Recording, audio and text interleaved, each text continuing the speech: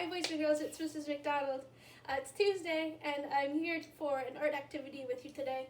Over the weekend, on our long Easter weekend, we were able to find some pussy willows around our house, and we brought them in and I put them in this beautiful green vase, and so then it inspired me to do an art activity with you today. So we're going to create a painting of pussy willows together using a collection of materials.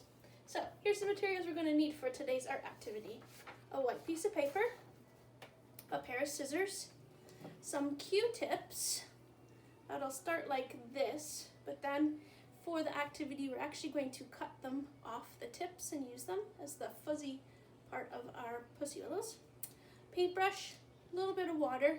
I'm using my watercolor paint, so I'm going to be using brown, but you can also use pencil crayons or markers or even crayons if you have whatever you have at home. A little bit of white glue. I have my black Sharpie marker to do the outline of a border.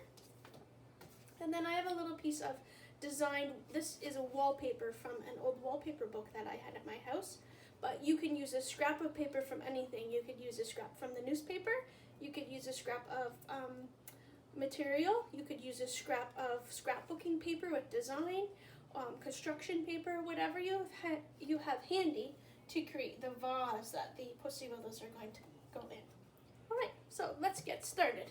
I'm going to move this sample over and out of the way, and then I'm going to do all of our work up here on the board so that you can see what I'm doing as I use my materials.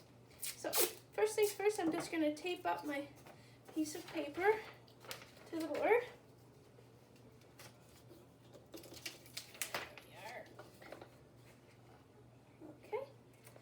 I'm going to use my watercolor brush and my paints next. I'm going to take some water and put it right here in the brown, kind of get a little bit of good puddle of paint water in there. And then I'm going to paint some stems for my pussy willows, the long stalk parts. And don't be afraid, go right to the top of the paper. And there's no perfect way for this. It's just however you would like to do it. What's interesting with watercolor painting, it is a slow way to paint, so you kind of have to move your brush kind of slow and take your time when you're painting. So you kind of want to make a cluster of branch stems that are going to run to the middle, the bottom of your paper. Okay? And then you can put a few that come out. Again, see, I'm going too fast, so if I slow down, I can create my branches. A little bit more. I'll do one more branch, but of course, as you know, I say in the classroom, Mrs. McDonald is going a little bit too fast for showing, as they always do. But when it's your turn to do the activity, you slow down because we have time. I'm just trying to go a little bit fast with the video. All right, so I have my stems. Next, here's what's going to come next. Is I'm going to put a little bit more water. So I'm going to get kind of a really good puddle of water. If you are using like a different kind of paint, you might want to put it out on a paper towel and press your thumb in. If you are using marker, you might want to put a little bit of marker on your thumb and thumbprint, but we're going to aim to get some thumbprints in here. So I'm going to dip my thumb in here, and then I'm going to just thumbprint.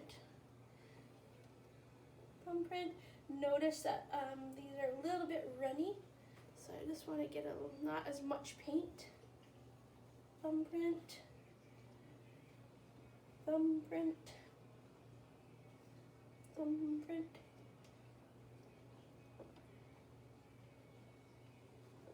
There, a couple here, there, like so. Thumb off on my paper towel, and then I'll set my painting materials aside. Alright, so that's going to be drying. The nice thing with the watercolor paint, boys and girls, is it dries quickly, so it allows you to get right to the next step, because most of that is just absorbing into our paper. Alright, I'm going to take my Q-tips that I've cut the ends off. Those are going to be the fuzzy parts of our pussy willows, and I just take my white glue. And you don't have to do every thumbprint with the Q-tip end. Just you could use, I have 5 to use here, and I think I've used, what did I use, 2, 4, 7 on this one. So just use whatever you have at home, however many you would like. So you just put a little dab of the white glue, and then stick your Q-tip right there. I'm going to put another one here. Make that fit in. Maybe another one over here. There. Maybe one down here. And my last one, I'm going to put maybe right there. There. Alright, so there's my Pussy Willows, my fuzzy tips on the end. Alright, now I'm ready to add my vase or vase at the bottom. So I have my scrap of paper, and I know my vase has to be about this big. You can do any shape that you want. So I know my vase has to start out kind of skinny and then kind of goes bigger at the bottom. So I'm just going to create something that looks like this. Try to make it match as best I can. I'll try it for size. Oh yeah, look at that, it's going to fit just nice. I'll take my white glue again. I'll put some white glue on the back of my vase paper, and then I'm just going to stick it right there like that. Okay, perfect. My final step for my architect activity on Pussy Willows is I can take my marker. I have my black marker that I used to trim the border for here. I do have all my other markers, my markers. You can choose any color you would like that you might want to give it some detail. So here's my green. And I just do a line and a dot, a line and a dot, line and a dot. Gives it a bit of a design around the edge, like a border. You might choose something different. You can be as creative with this as you'd like.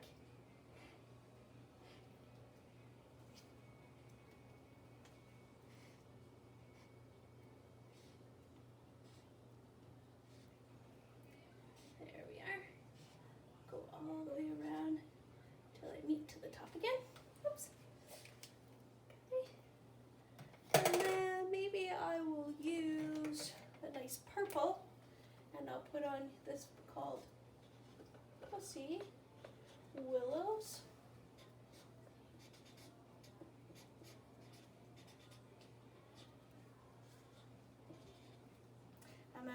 An artist usually always leaves their signature on their work. So Pussy Willows by Mrs. McDonald. There you have it. All right. Well, give it a try. This was a fun activity to do. Hopefully you're enjoying it too. Give it a try and see if you can't create a vase of Pussy Willows painting. And if you're outside and checking things out, check around for Pussy Willows. You'll usually find them as a sign of spring, and you'll find them usually in kind of a wet ditch type area, usually along roads or near marshes in that area. And they are truly very fuzzy. The little tips on them, once they open, have little fuzzy tips on them, just like our Q-tips. All right, I hope you enjoyed this activity. Give it a try, and we'll talk soon. Bye.